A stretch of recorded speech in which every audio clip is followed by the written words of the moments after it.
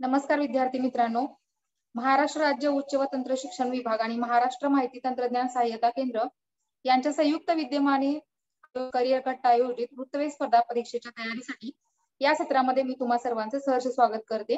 तर आज आपण आता बघणार आहोत की 9 सप्टेंबरच्या ज्या काही चालू घडामोडी आहेत त्या आपण बघूया आणि रोजच्या रोज मी काही PDF शेअर करते, त्या तुम्ही ग्रुपवरती बघत चला, वाचत चला, कारण तेवढं जरी तुम्ही करंटचं केलं रोजच्या रोज जे आपण घेतोय तरी सुद्धा तुमचे करंटचे प्रश्न बरोबर येतील, कारण त्याचा संदर्भ कुठे ना कुठे प्रश्नपत्रिका त्या प्रश्नांमध्ये असणार आहे। त्यामुळे मी जे काही रोज ग्रुपवरती PDF शेअर करत आहे त्याचा तुम्ही व्यवस्थित अभ्यास करा आणि त्या दिवशी जे आपण बघितलेलं आहे ते त्या दिवशी वाचून पूर्ण करत चला, म्हणजे तुम्हाला ते सोपं जाईल आणि नंतर मग परीक्षेच्या आधी फक्त एक रिव्हिजन जरी केली तरी सुद्धा तुम्हाला ते फायदेशीर ठरणार आहे। तर बघूया 9 सप्टेंबरच्या काय म्हणजे घडामोडी आहेत आणि आपल्या परीक्षेसाठी ज्या कोणकोणत्या घडामोडी महत्वाच्या आहेत ते आता आपण बघूया। मी तर PDF शेअर करते 9 सप्टेंबरच्या घडामोडी कोणकोणत्या ते बघू आपण।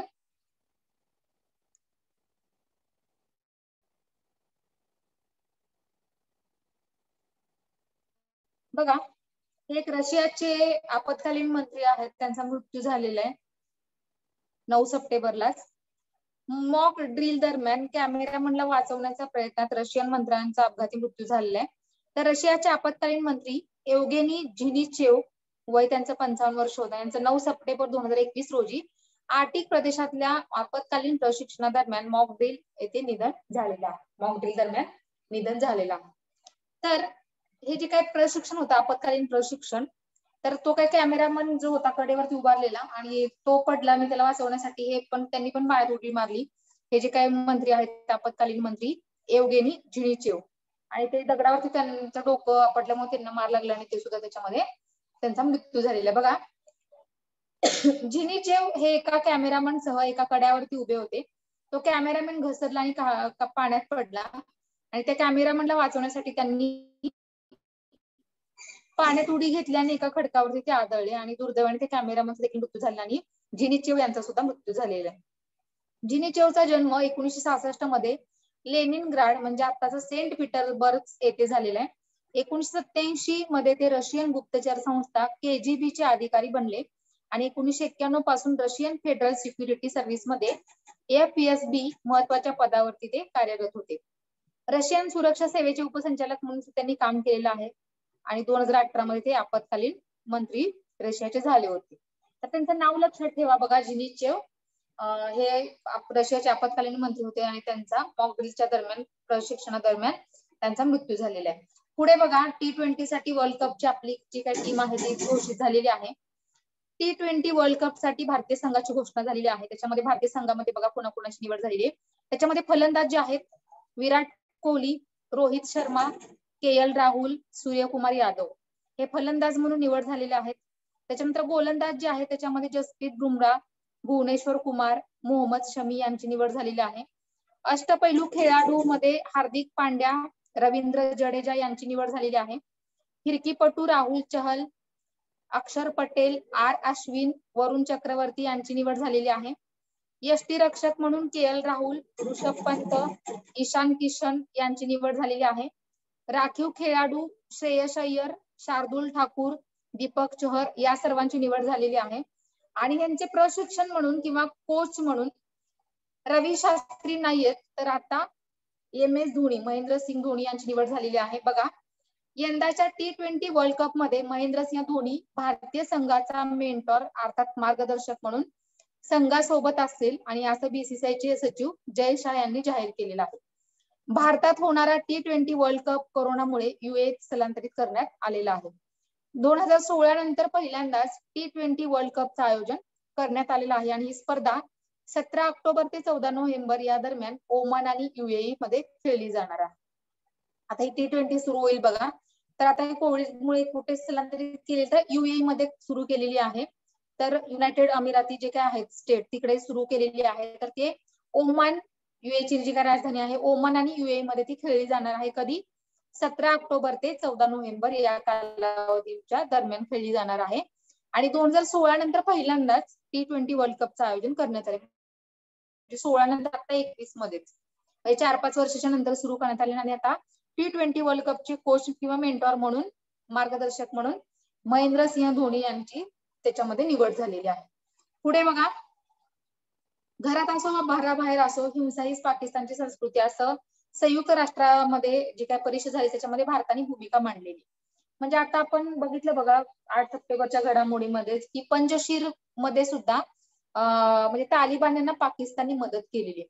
म्हणजे ते पाकिस्तानमध्ये असो किंवा पाकिस्तानच्या बाहेर असो किंवा कुठेही असो, त्यांना फक्त हिंसा हिंसा हिंसा एवढंच फक्त दिसतंय असं आपण संयुक्त राष्ट्रांच्या परिषदेमध्ये भारताने भूमिका मांडलेली. बघा, पाकिस्तानने आपल्या घरात आणि घराबाहेरही हिंसाचाराची संस्कृती चालू ठेवलेली आहे. कारण संयुक्त राष्ट्रांच्या व्यासपीठाचा वापर त्याच्या विरोधात द्वेषयुक्त भाषणासाठी केला. म्हणजे बघा, संयुक्त राष्ट्रांचं जे काही व्यासपीठ आहे तिथं सुद्धा पाकिस्ताननी द्वेषयुक्त भाषणच केलेलं आहे. अशा शब्दात भारताने पाकिस्तानला सुनावलेलं आहे. शांतीची संस्कृती ही केवळ एक अमूर्त मूल्य किंवा तत्व नाही ज्यात परिषदांना चर्चा केली जाते आणि साजरी केली जाते, परंतु सदस्य राष्ट्रांमध्ये आणि त्यांच्यामध्ये जागतिक संबंधामध्ये ती निर्माण करणे आवश्यक आहे. संयुक्त राष्ट्रातील भारताच्या स्थायी मिशनच्या प्रथम सचिव विदिशा मैत्रा यांनी सांगितलेलं आहे. हे कुणी मांडलंय बघा भूमिका संयुक्त राष्ट्रांच्या ह्याच्यामध्ये? भारताच्या स्थायी मिशनच्या प्रथम सचिव जे आहेत विदिशा मित्रा यांनी म्हटलंय की पाकिस्तान घरात असो किंवा घराबाहेर असो त्यांची नेहमीच सगळीकडे हिंसेची वृत्ती ही राहिलेली आहे आणि संयुक्त राष्ट्राच्या व्यासपीठाचा वापर सुद्धा त्यांनी द्वेषयुक्त भाषणासाठी केलेला. जसं आपण बघितलं की 8 सप्टेंबरच्या घडामोडीमध्ये की पंजशीरला सुद्धा पाकिस्ताननी मदत केली आहे, तालिबान्यांना मदत केली. एकच प्रांत राहिलेला बघा अफगाणिस्तान मधला की जो तालिबान्यांनी हस्तगत केला नव्हता, पण आता पंजशीर मध्ये सुद्धा तालिबान्यांनी पूर्ण त्यांची सत्ता जी काय आहे म्हणजे स्थापित केलेली आहे आणि तिथे सत्ता स्थापन करण्यासाठी पंजशीर मध्ये तालिबान्यांना पाकिस्ताननी मदत केली. त्यामुळे जे काही अफगाणिस्तानचे लोक आहेत ते एकदम भडकले आणि त्यांनी चलें पाकिस्तान असं घोषणा त्यांनी केली आणि स्वातंत्र्य हवंय आम्हाला असं त्यांनी सुद्धा घोषणा केली. Go back Pakistan, go back Pakistan अशी घोषणा केली बघा काबूलमध्ये सगळ्या अफगाणिस्तानच्या लोकांनी. कारण का तर त्यांनी पाकिस्ताननी तालिबान्यांना पंजशीर मध्ये मदत केलेली आहे युद्धामध्ये. त्यामुळे तर संयुक्त राष्ट्रामध्ये जी काही भारताने भूमिका मांडली ती योग्यच आहे, कारण पाकिस्तान घराबाहेर असं त्यांना फक्त हिंसा आणि हिंसा दिसते. पुढे बघा, आसाममध्ये जी काही ब्रह्मपुत्रा नदी आहे, जसं इजिप्तची काही नाईल नदी जी आहे तशी ती आसामची एक ब्रह्मपुत्रा नदी आहे. तिला आसामची नाईल नदी म्हणून ओळखलं जातं. ही मोठी नदी आणि खूप तिकडे पूर आलाय बघा. ब्रह्मपुत्रा नदीमध्ये 120 प्रवाशांना घेऊन जाणारी बोट उलटलेली आणि अनेक जण बेपत्ता आहे. तिची काही आकडेवारी अजून बाहेर आलेली नाहीये, पण खूप लोक त्याच्यामध्ये बेपत्ता आहेत. खूप लोकांचा मृत्यू झालेला आहे बघा. 9 सप्टेंबर 2021 रोजी आसामच्या जोरहाट जिल्ह्यातील ब्रह्मपुत्रा नदीतील निमाटी घाटाजवळ मा कमला ही खासगी बोट निमाटी घाटातून माजलीकडे जात असताना आणि सरकारी मालकीची बोट त्रिपकाई माजलीहून येत असताना ही टक्कर झाली. यात मा कमला बोट बुडालेली आहे. बोटीवर 120हून अधिक प्रवासी होते, परंतु त्यातील अनेकांना विभागाच्या मालकीच्या ट्रिपकाई नौकेच्या मदतीने वाचवण्यात आलेला आहे.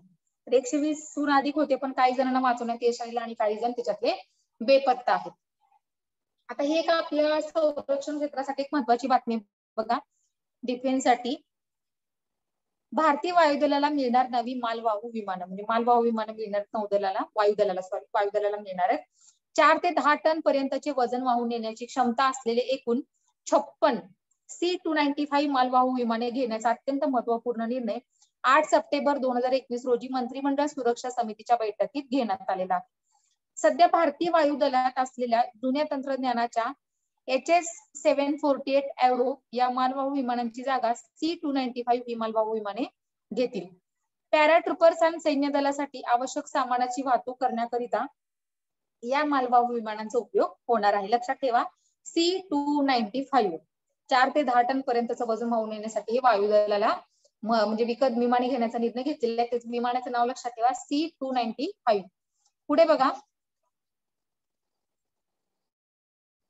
एअरबस कंपनीची एअरबस डिफेन्स अँड स्पेस आणि टाटाची टाटा ऍडव्हान्स सिस्टीम लिमिटेड हे संयुक्तरित्या भारतात C-295 या मालवाहू विमानांची निर्मिती करणार आहेत. कोण करणार आहे? एअरबस डिफेन्स अँड स्पेस ही टाटाची कंपनी बघा.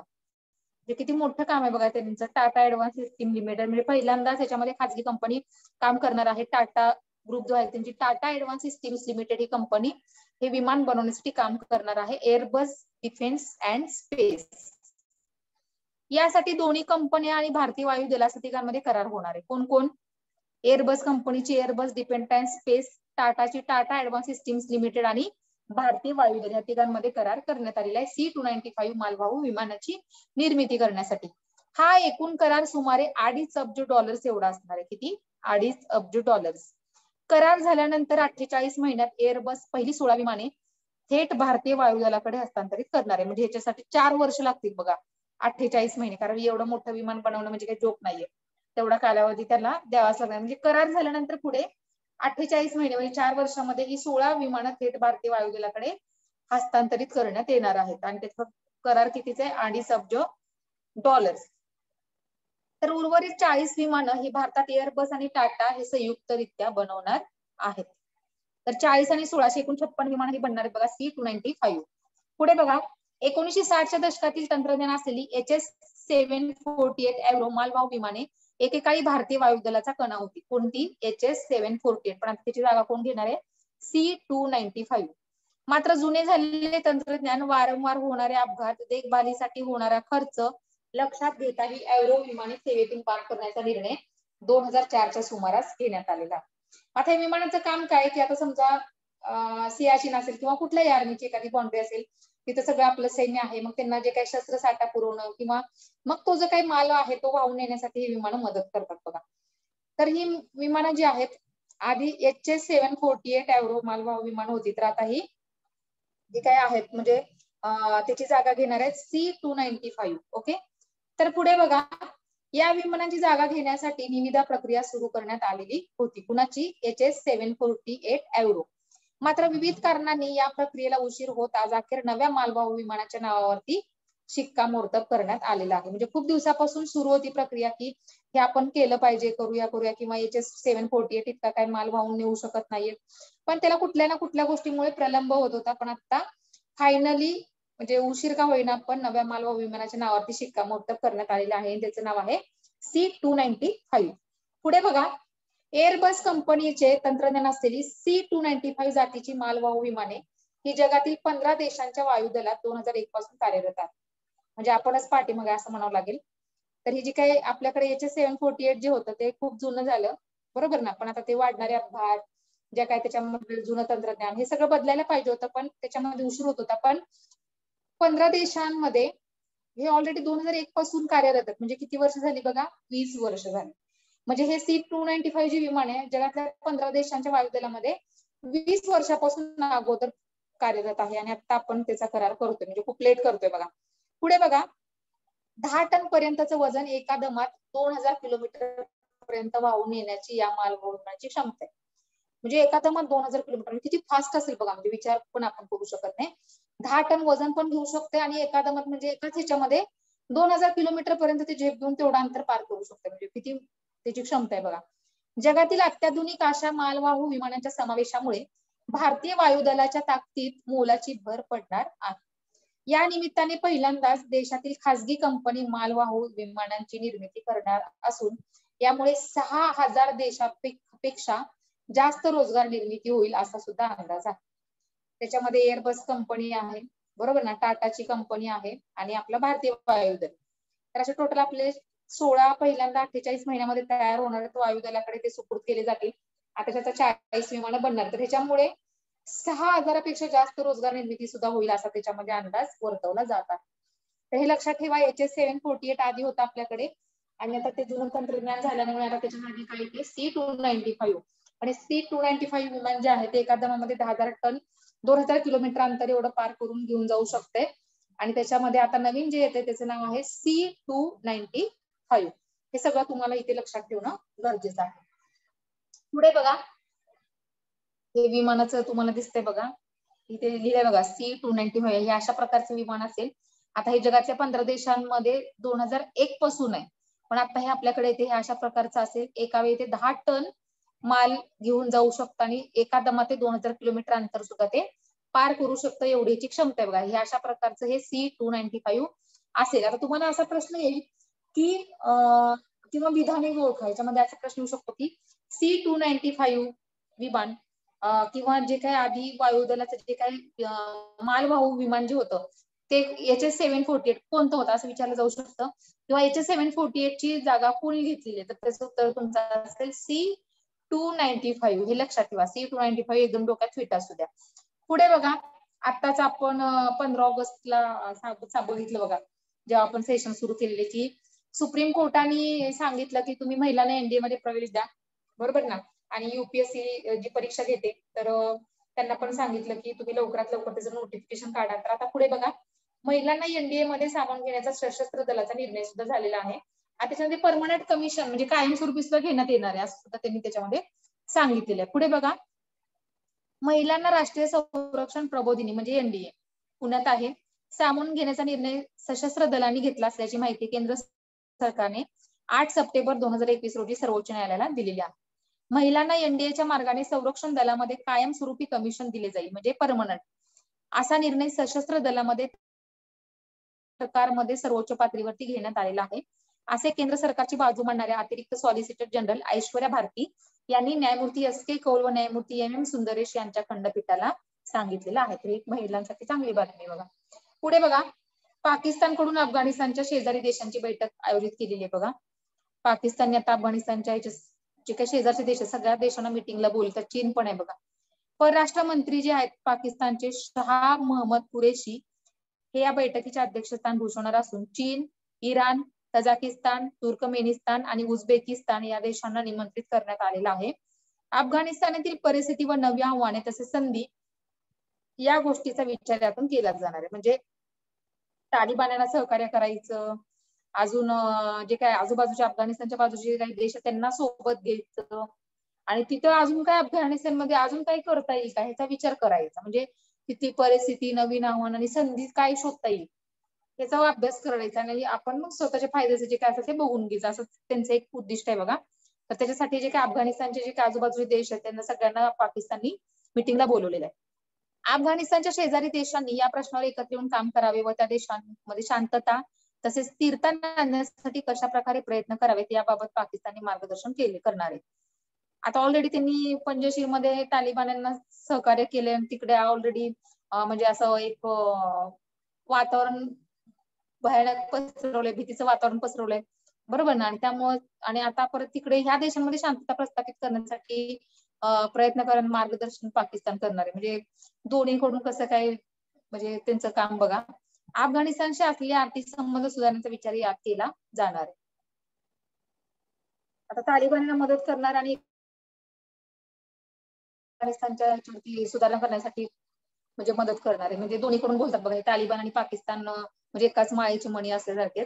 पुढे बघा, CIA प्रमुखांची डोभाल यांच्याशी चर्चा, जे काय अजित डोभाल जे आहेत बरोबर ना, आपले राष्ट्रीय सुरक्षा सल्लागार आहेत ते. तर CIA म्हणून जे काही अमेरिकेचे गुप्तचर संस्था जसं आपलं रॉ वगैरे आहे त्या पद्धतीने. तर बघा, अफगाणिस्तानात तालिबानचे नवे सरकार सत्तारूढ होत असतानाच अमेरिकेच्या CIA या गुप्तचर संस्थेचे प्रमुख विल्यम बर्न्स यांनी भारताचे राष्ट्रीय सुरक्षा सल्लागार अजित डोभाल यांची नवी दिल्लीत 8 सप्टेंबर 2021 रोजी भेट घेतली असून अफगाणिस्तानासंबंधित माहितीची देवाणघेवाण करण्याची अपेक्षा भारताकडून व्यक्त केली आहे.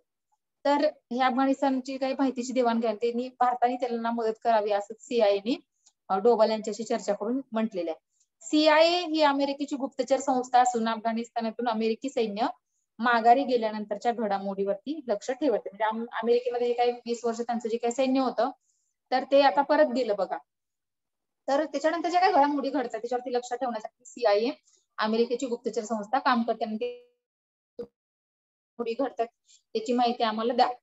आता पुढे बघा, कृषी कायद्यांवरती न्यायालयाच्या समितीचा अहवाल शेतकऱ्यांसाठी अनुकूल आहे. आता हा 5 महिन्याचा अहवाल आलाय पण तो शेतकऱ्यांना मान्य नाहीये. किमान 9 महिने तरी होत आले बघा, अजूनही शेतकऱ्यांचं आंदोलन संपलेलं नाहीये, सुरूच आहे. पुढे बघा, सर्वोच्च न्यायालयाच्या समितीने हे मान्य केले की हा अहवाल जाहीर केल्यानंतर निर्माण होणाऱ्या कायदा व सुव्यवस्था परिस्थितीची दक्षता घेण्याची गरज आहे, बरोबर ना. आता हा अहवाल शेतकऱ्यांसाठी अनुकूल असला तरी त्यांना तो मान्य नाहीये. त्यामुळं त्या दिवशी जसं बघा हरियाणामध्ये शेतकऱ्यांवरती मारामारी झाली, बरोबर ना. तर म्हणजे कायदा आणि सुव्यवस्थेचा प्रश्न येऊ शकतो हा जर अहवाल सादर केल्यानंतर. पुढे बघा, शेतकरी संघटनेचे अध्यक्ष अनिल घनवट हे सर्वोच्च न्यायालयाने नेमलेला समितीचे अध्यक्ष असून त्यांनी सांगितले की समितीने कृषी कायदे रद्द करण्याची शिफारस केलेली नाही, बरोबर. पण या कायद्यातील अनेक दोष व उणिवा दाखवून दिलेल्या आहेत आणि त्यात दुरुस्त्या करण्याची गरज आहे. अहवाल सादर करून आता 5 महिने उलटले असून न्यायालयाने हा अहवाल जाहीर करण्याची गरज आहे. म्हणजे अहवाल आलाय, पण आता त्याचं जाहीर करण्यात आलेलं नाहीये, कारण सुव्यवस्था आणि कायदा सुव्यवस्थेचा प्रश्न निर्माण होऊ शकतो. तर कायदा रद्द करा अशी शिफारस नाहीये, पण त्याच्यात जे काही दोष आणि उणीवा आहेत त्या तरी तुम्ही दुरुस्त करा असं त्यांनी सांगितलेलं आहे. बघा पुढे बघा, किमान आधारभूत किंमत MSP, मिनिमम सपोर्ट प्राइस म्हणतो आपण त्याला, MSP म्हणजे हमी भाव. तर ही एक शेतकऱ्यासाठी खरंच वाईटच गोष्ट, म्हणजे हमी भाव वाढत नाही. बघा बघा रब्बी हंगामासाठी हमी भाव वाढवण्यात आले असून फक्त किती 2% वाढवलं, म्हणजे 2% म्हणजे खूप नाहीये. गव्हाच्या किमान आधारभूत किमतीमध्ये 40 रुपये प्रति क्विंटल वाढ झाली, म्हणजे एवढी सफिशियंट आहे का? शेतकरी म्हणजे इतकं कष्ट करून मरणार आणि हमी भाव त्यांना भेटत नाही बघा, आणि त्यामुळे शेतकऱ्यांना जो पैसा त्यांनी टाकलेला आहे तो सुद्धा निघत नाही, आणि मग कर्जबाजारी होतात, मग तिकडे आत्महत्या आणि अशा सगळ्या गोष्टी घडतात. तर हमी भावावरती खूप काम करतं, खूप आयोग सुद्धा आहे, MS स्वामीनाथन आयोग. तुम्हाला परीक्षेत विचारलं जाईल की हमी भावावरती आयोग नेमला, त्याचं नाव काय? MS स्वामीनाथन आयोग, बरोबर ना? ज्यांना जे काही हरित क्रांतीचे प्रणेते म्हणून ओळखलं जातं MS स्वामीनाथन. आणि हमी भाव हे जे काही आयोग स्वीकारणार, आयोगाचं जे काही आहे म्हणणं ते स्वीकारणारा पहिलं दिल्ली आहे बघा, हे लक्षात ठेवायचं, ह्याला जोडून ते येतं. तर गव्हाच्या हमी भावातील 12 वर्षातील सर्वात कमी म्हणजे 2% वाढ फक्त झालेली आहे, म्हणजे सर्वात कमी 12 वर्षातील. या वाढीमुळे आता गव्हाला प्रति क्विंटल 2015 रुपये भाव मिळणार, म्हणजे खूप कमी बघा. सातू, हरभरा, मसूर, मोहरी, सूर्यफूल या पिकांच्या हमी भावात अनुक्रमे 35, 130, 400, 400 आणि 114 रुपयांची वाढ करण्यात आली. म्हणजे फक्त ह्याच्यामध्ये मसूर आणि मोहरी ह्या दोन पिकांच्याच किमती वाढलेत. मसूर पण महाग असतो, मोहरी पण महाग असतो. मसूर आणि मोहरीमध्ये फक्त 400 रुपयांची वाढ झालेली आहे, पण बाकीच्या ह्यांची वाढ झालेली नाही. सरकार खरीप आणि रब्बी हंगामातील 23 पिकांसाठी किमान आधारभूत किंमत जाहीर करणार आहे.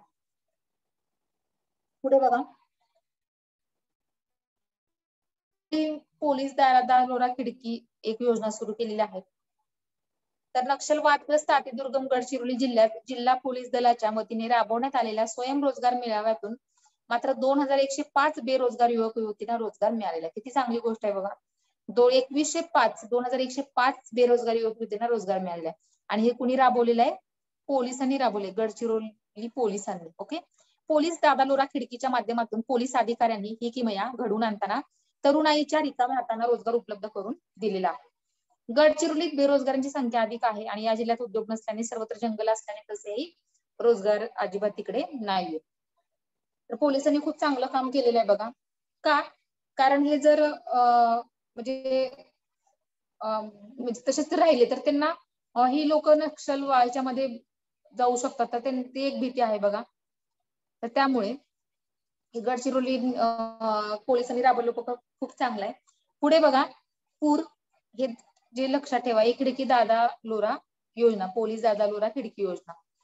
पुढे बघा, पूर आलेला आहे, हे तरी सगळ्या नद्यांची जी काही नावं आहेत ती तुम्हाला परीक्षेमध्ये आता कंबाईनला सुद्धा विचारलेली होती, कुठल्या कुठल्या नद्या आता बरेच पूर.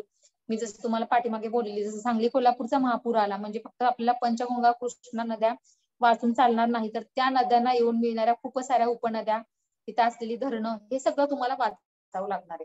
बघा, खानदेशातील पांझरा, तापी, गिरणा, वाघूर नदीला पूर आलेला आहे. मराठवाड्यात जायकवाडी धरणाच्या खालच्या बाजूस गोदावरीचे पात्र दुथडी भरून वाहत असून सिंदफणा, मांजरा, कयादू या नद्यांची पातळी वाढत आहे. दरम्यान पोच्चमपाड धरणातील पाणी साठा वाढत गेल्यास आणि नांदेडमध्ये पुन्हा पाऊस झाल्यास परिस्थिती हाताळता यावी अशी प्रशासनाची इच्छा आहे. पुढे बघा, the department of drinking water and sanitation DDWS SSG स्वच्छ सर्वेक्षण ग्रामीण, हे एक आता डिपार्टमेंट ऑफ ड्रिंकिंग वॉटर जे आहे आणि सॅनिटायझेशन DDWS यांनी आता एक कमिशननी स्वच्छ सर्वेक्षण ग्रामीण हा एक आता सुरू केले बघा 2018 आणि 19 मध्ये. It is pertinent to mention that SSG is not just a ranking exercise but has a been vehicle for creating a जन आंदोलन पीपल्स मुवमेंट. हे फक्त एक सर्वेक्षण नाहीये, तर ते एक जन आंदोलन आहे बघा. A detailed protocol has been developed to guide the ranking of districts based on their performance on key quality and quantitative parameters.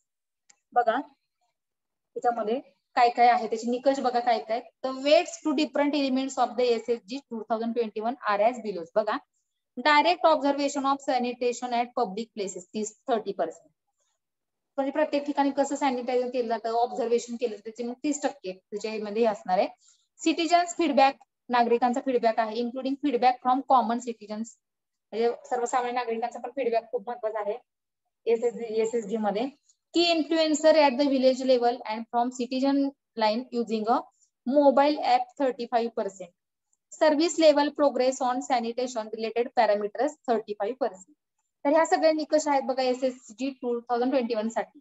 स्वच्छ सर्वेक्षण ग्राम विकास बघा, स्वच्छ सर्वेक्षण ग्रामीण 2021 जे आहे त्याच्यामध्ये मेन्स्ट्रुअल्स आहे, म्हणजे हेल्थ आहे, ड्रिंकिंग वॉटर आहे, ह्या सगळ्या गोष्टींवरती सुरू करणार आहेत. आणि हे आत्ताच हे सुरू झालेलं आहे, 9 सप्टेंबर पासून सुरू झालेलं आहे बघा.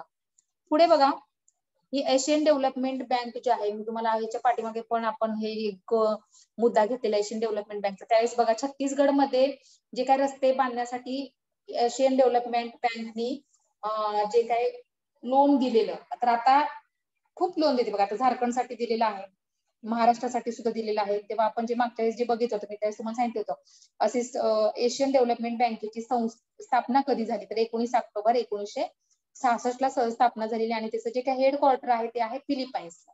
ओके, तर हे आशियन डेव्हलपमेंट बँकेने आता झारखंडला $112 मिलियन इतकं लोन दिलेलं आहे. कशासाठी? वॉटर सप्लाय इन्फ्रास्ट्रक्चरसाठी. Okay, India ADB sign $112 million loan up to improve water supply infrastructure in Jharkhand. The government of India and Asian Development Bank today signed a $112 million loan to develop water supply infrastructure and strengthen capacities of urban local bodies ULPs for improved service delivery in 4 towns in the state of Jharkhand. तर हे जे urban local bodies आहेत त्यांना सगळ्यांना चांगलं improve service delivery मिळेल, किंवा जे काही 4 शहर आहेत ते सगळे झारखंडमध्ये त्या सगळ्यांना एक चांगला डेव्हलप, म्हणजे वॉटर सप्लाय जो आहे तो व्यवस्थित व्हावा, त्याच्यामध्ये सुधारणा व्हावी, त्यासाठी इन्फ्रास्ट्रक्चर ची कॅपॅसिटी वाढवावी, त्यासाठी झारखंड राज्याला एशियन डेव्हलपमेंट बँकेने $112 मिलियन इतकं लोन दिलेलं आहे.